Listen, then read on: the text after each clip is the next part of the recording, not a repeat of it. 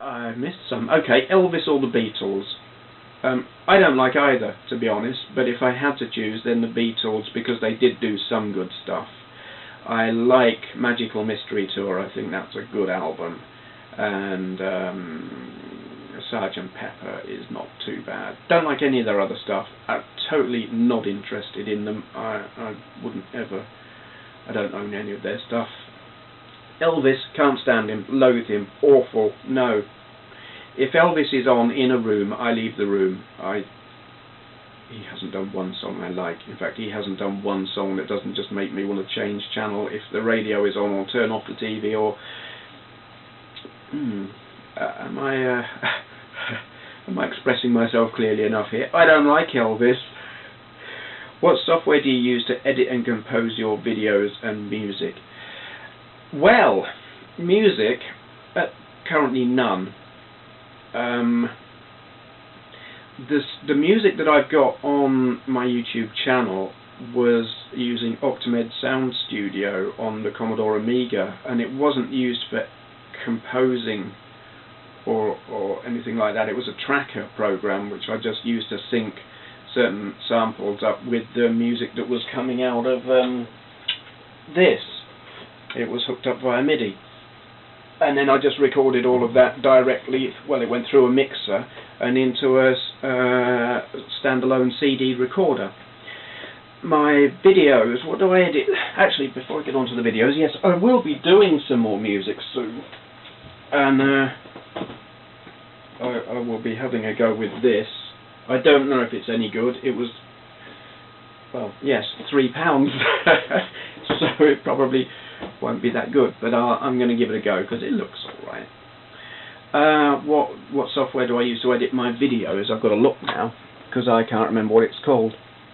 Magic's Movie Edit Pro Silver. It's actually fairly rubbish, but it was free. It was on the cover of a magazine. I don't really like using pirate software because there's just so much. I don't like the virus and Trojan type risk, and invariably when you use pirate software you're going to get that kind of stuff. So I'm using this. It's limited, it's restricted, I can't use all the features. You'll notice I just about never have widescreen video, and that's because while this will edit in widescreen, it will not save out in widescreen, which is bloody annoying.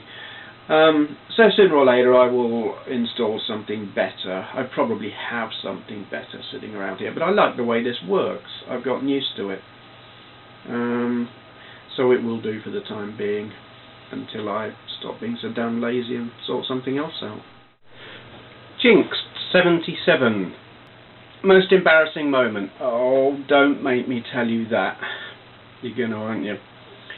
When I was about 6 or 7, I was playing with my brother and my sister in our house at Toaster, and we had this window seat by the window, obviously, and we were jumping off it playing parachutists, only I went to jump and I stuck my arse out backwards and put it through the window, and I had to go to the doctor and have stitches in my arse.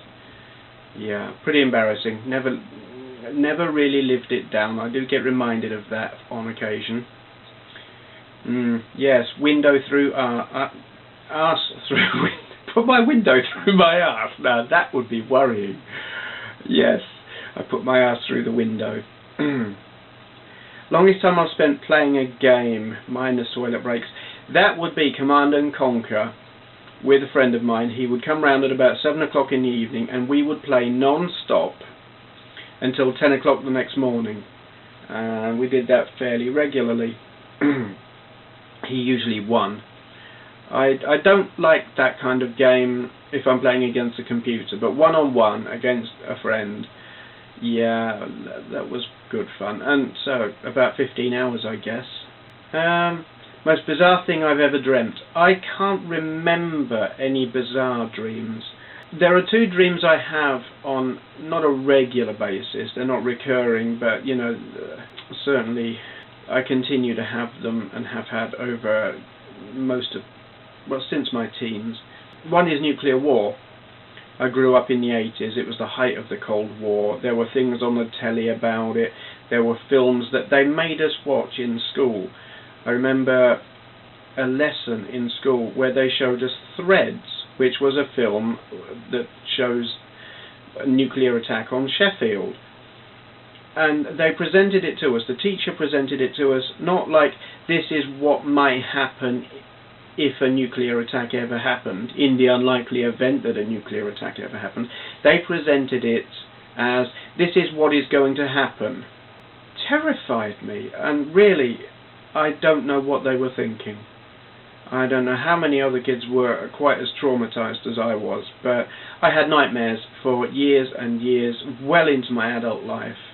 I probably didn't stop having nightmares of nuclear war until well into the 90s. And the other one is poltergeist dreams. I had a poltergeist experience when I was a young teen. Now, I don't believe poltergeists are ghosts. I don't believe they're dead people trying to attack us. That's all bollocks. They are the unchanneled mental energies of usually disturbed young children, and I was a pretty disturbed young child. It was not a good time at that time.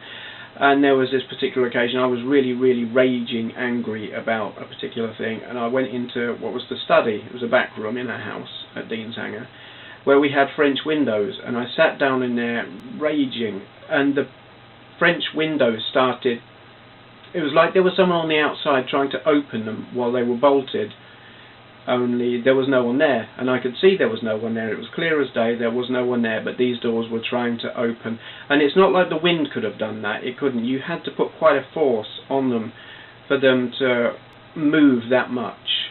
You know, we're talking, you know, it was like there was someone grabbing the handles and doing that, so they must have been moving a good foot or so either way, and all that was holding them closed was a bolt. Terrified me, absolutely terrified. And I had poltergeist dreams, you know, where I would dream of things jumping around and moving around and that kind of thing. I actually still have them from time to time, not very often, maybe every 2 or 3 years. Those ones don't really scare me now. They did. I mean, they're a little bit freaky if you're in that kind of half awake, half asleep, and things are jumping around, and you're thinking, is that really happening, or am I still dreaming? They're a bit bizarre. How much wood would a woodchuck chuck if a woodchuck would chuck wood? Wood? Yeah, I've been asked that one already. You're lazy, you didn't check, did you? I know you said. Yeah. Well, the last time I answered, I said, so this time I'm going to say, I don't know, and maybe, who gives a shit, I'm going to edit this bit out. Or maybe I won't.